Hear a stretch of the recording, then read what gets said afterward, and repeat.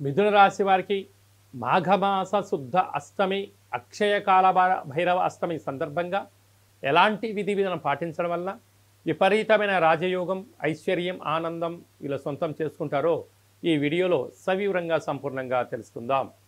మిథున రాశిలో ఏ నక్షత్రాలు వస్తానగా మృగశిర నక్షత్రంలోని 3వ పాదం, 4వ పాదం, ఆర్ద్ర నక్షత్రంలోని 4 పాదాలు, పునర్వసు నక్షత్రంలోని 1, 2, 3 పాదములు కలిపితే మిథున రాశి. చాలామందికి పుట్టినటువంటి కాల సమయంలో డేటా బర్తులు లేనటువంటి కారణం వలన పేరు యొక్క మొదటి అక్షరాన్ని అనుసరిస్తూ ఆ రాశిని తెలుసుకునే ప్రయత్నం చేద్దాం. కా, కీ, కు, ఖం, అజ్ఞ, ఛ, కే, కో, హ అక్షరాల వారందరూ మిథున రాశి జాతకులే. మిథున రాశి యొక్క అధిపతి బుధ భగవానుడు.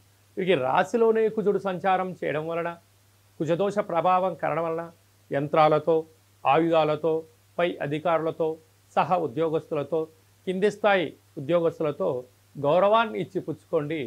దయచేసి అప్పులు ఇవ్వద్దు. దూర వాయు జల ప్రయాణాలు కూడా పెద్దగా పెట్టుకోకపోవడం ఉత్తమోత్తంగా భావించగలగాలి. అర్ధాస్తమ కేతు కారణం వలన చిన్న చిన్న విషయాలకు ఆందోళన తగదు. దూర ప్రయాణాలు చేసేటప్పుడైనా ఇంకొకటి ప్రణాళిక రచించేటప్పుడు మీ వ్యక్తిగతంగా అది ఓకే అనుకున్నప్పుడు మాత్రమే మీ మనసు చెప్పిన మాట మీరు వినండి. విజయం మిథున రాశి వారి సొంతం అవుతుంది.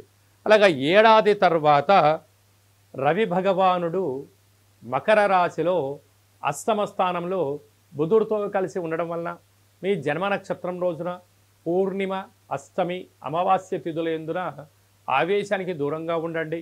వివాదాలకు దూరంగా ఉండండి. క్రయ విక్రయాలకు కూడా దూరంగా ఉండండి. నీటి ప్రయాణాలు పెట్టుకోవద్దు. వాయు ప్రయాణాలు కూడా పెట్టుకోవద్దు.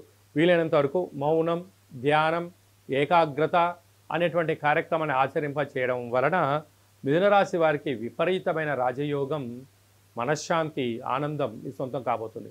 భాగ్యస్థానంలో శని భగవాను ఉండడం వలన ప్రేమికులకు చాలా మంచి కాలం. భార్యాభర్తలకు వివాహం కాని వారికి వివాహం అవడం, ఆయన దంపతులు ఒకరిపైన ఒకరు ప్రేమానురాగాలుగా ఉండడం, వివాహాది శుభ కార్యక్రమాల్లో పాల్గొనడం వల్ల అద్భుతమైన ఆనందం మీ సొంతం కాబోతుందని చెప్పి గమనించాలి. రాజ్యస్థానంలో శుక్రరాహుల కలయిక కష్టపడి పనిచేయడం వల్ల, ధర్మ మార్గంగా ఉండడం వల్ల, ఆధ్యాత్మికంగా ఉండడం వల్ల ప్రమోషన్స్, మీరు ఏ ప్రాంతానికైతే ట్రాన్స్ఫర్ అనుకుంటో ట్రాన్స్ఫర్ అవ్వడం, విదేశాలకు వెళ్ళాలని మీ కోరిక నెరవేరుతుంది. అలాగనే వ్యయంలో గురు సంచార స్థితి ఉండడం వలన ఆధ్యాత్మికంగా ప్రశాంతమైన వాతావరణం ఏర్పరచుకున్నప్పుడు కొన్ని స్వల్పమైనటువంటి అనారోగ్యము, చీకులు, చింతలు ఉండినను ఆధ్యాత్మిక చింతనగా ఉండడం వలన, సూర్య నమస్కారం వల్ల వీటన్నిటిని అధిగమించే ప్రయత్నం జరుగుతుంది. ఇన్ని వేల వీడియోల్లో ఈ వీడియో మీరు చూస్తున్నారు అన్నట్లయితే కాళభైరవ స్వామి ఆశీస్సులు మీ పైన ఉంది అని చెప్పి కూడా గమనించాలి. కనుక ఈ విజయం సాధించగలగాలన్నట్లయితే కాళభైరవ స్వామి స్మరణ వలన, ధ్యానం వలన భైరవ స్వామి వారు మన ఇంటికి వచ్చి ఆశీర్వదిస్తూ, మనల్ని సంరక్షిస్తూ, మన పనుల్లో ఉన్న ఆటంకాలను తొలగించి ఐశ్వర్యంకి స్వాగతం పలకబోతున్నారని చెప్పి గుర్తిరగాలి.